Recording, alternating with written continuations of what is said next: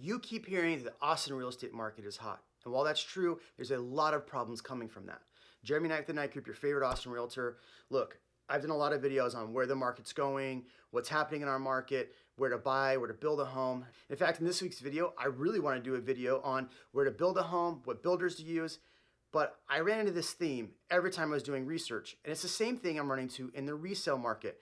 And I took a step back and I looked at it as a whole, and there's some massive problems going to happen from this. It's going to affect you as a buyer, it's going to affect you as a homeowner, and it's going to affect you as a seller. So we need to talk about these issues happening in Austin so you can navigate them in the future, and really as everyone can navigate them. So here's the issues. Number one, there's no inventory in Austin, right? We've talked about this before, but we've kind of had this perfect storm happen. Builders stopped building at the beginning of this virus, so their inventory is completely gone. And now that they're trying to rebuild, there's a huge lumber shortage, which is causing builders to have to hike prices.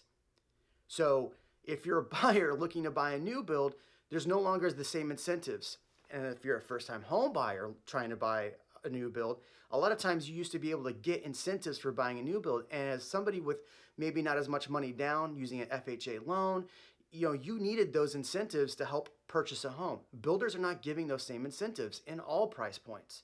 So that's going to affect you, and it's going to affect first-time home buyers. Now in the resale market, if you're a first-time home buyer and you're using FHA, or you need down payments, or you need assistance, really every home's running into this problem where it's 15 offers. I had a client get outbid twice with 15 offers. And in fact, when we finally got a property for them, they ended up having to pay almost $30,000 over list price and waive their appraisal. Now, waiving appraisals is a kind of a big thing.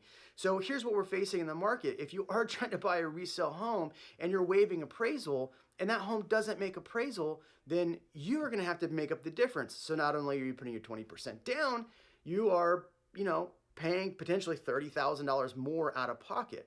Now, you might think, well, that's great for a seller, but hold on. If you're a seller and you're looking to move in the same market, you're really affected by that because yes, you might make more money, but you're potentially going to be in that same 15 offer situation. And that's probably why a lot of sellers are homeowners that need to sell are not selling. They're not putting their homes on the market, and that's causing the inventory to shrink even more. Now, you might be thinking, well, that's fine, I'm going to rent. Well, if prices are increasing and you're trying to rent, rental prices are increasing because of taxes, and we'll get to that. Now look, I'm going to give you some good tips at the end of this video to navigating this market, so stay tuned for that, but I really need to get through these points. If you are a buyer in this market, you are facing multiple offers, or let's say you're a first-time home buyer and you decide to buy a home maybe that's been on the market for a few weeks, right? Well, if you're buying a home that's been on the market for a few weeks in such a hot market, that means there's issues with the home or it's already overpriced. Buyers that are having to do that scenario that purchased that home now run into issues down the road. Now, not only are they at the top of their budget, but they're also inheriting issues that they're gonna have to pay for. They already didn't have the money to buy the home, and now they're taking on more debt to fix things in a home that they've already couldn't afford.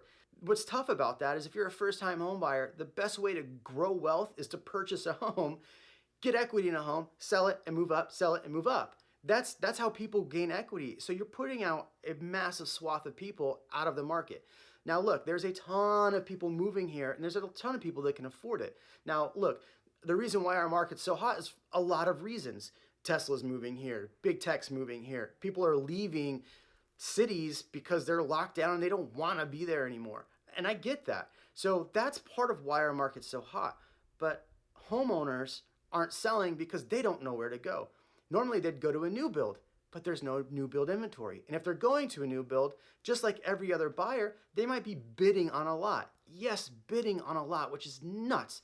I saw a lot go for $200,000 over. Builders are only releasing 6-7 lots at a time. They're facing all these massive lumber shortages, so they're being very diligent about what they are actually building and what they're putting out to save costs. So homeowners aren't doing the new build thing. They're staying put. They're just building more to their home, right? They're putting a new patio, putting a new deck, doing all these things. So builders are hard to come by. If you need a contractor, contractors are hard to come by because everybody's busy. You'd think, oh, we're in a pandemic, everybody's locked down. People are working their butts off right now. Now let's talk about the biggest problem that we're facing, and that is property taxes. Now, I'm not here to talk about property tax rates. I'm not here to explain any of that. You can see my other videos for that. But here's what we need to understand is that all these homes that are getting bid 30, 60, 70, 80, $100,000 over list price are causing home values around them to rise. So even if you're not buying in this market and you're staying put, your property taxes are going to be reassessed higher because home values are skyrocketing. So what does that mean for you as a homeowner? And what does that mean for you as a buyer? Well, if you're barely affording your house now, you're going to run into issues where property taxes might be forcing you out of your home. Look, it's great that Texas doesn't have an income tax, but that property tax is where they make their money. And the city of Austin has lost millions of dollars from closing down South by Southwest, ACL Fest, all these festivals, and all of these reasons people are coming here.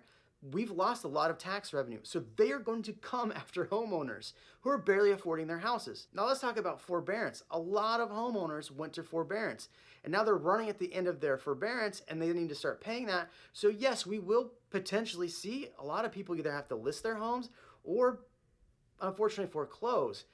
And me as a real estate agent, I don't like to hear that people are losing their homes. My job isn't for people to lose their homes. My job is to put people in homes. And it breaks my heart to think that people are in that situation. And not only are they just now getting out of forbearance, they're going to have skyrocketing property taxes. And that's a massive issue.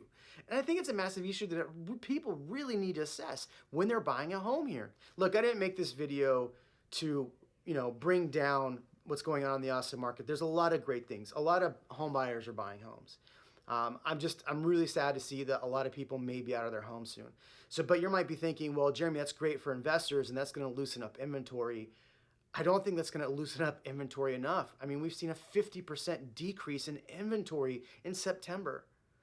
It's a lot of inventory that we just don't have. And there are a ton of people moving here. There's a ton of people moving away from the stuff that's happening here in Austin, and that's a problem. So I don't know how to change that, but I need you to understand that there is a problem, and we need to understand that problem could affect you. I'm not trying to tell you not to move here. I'm just here as a real estate YouTuber trying to give you information to make sure you're safe when you move here to Austin. So what are the tips? Number one, get your financing in check. Get your pre-approval, and don't use an out-of-state lender. I can't stress that enough. Please use a local lender. You don't have to use my lenders, but use a local lender. They're going to be able to help you in this process. If you get in a multiple offer situation and you're using an out-of-state lender, those listing agents are going to throw your offer to the side. They'll show it, but they're going to tell the client, hey, this is an out-of-state lender. I don't want to deal with these people. There's going to be issues. It happens. Or if you're using a big bank lender, same thing. I hate to break it to you, but that happens.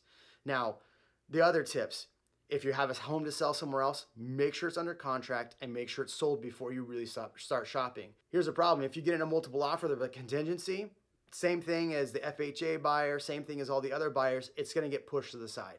It's just the realities. So get your ducks in a row. Make sure your financing is together. Now look, if you're a first-time home buyer, I'm not trying to paint doom and gloom. I'm just trying to set reality, right? There are homes available. You can find a home. It's going to be a challenge. Don't get discouraged because it's going to happen. Work with your agent and get a good plan in place and understand the process because that's going to help you the most. All right, Jeremy Knight, the Knight Group, thank you so much for your time. Make sure you like, comment, subscribe. I'm sorry I gave you a doom and gloom video. It wasn't my intent, but you needed to hear it.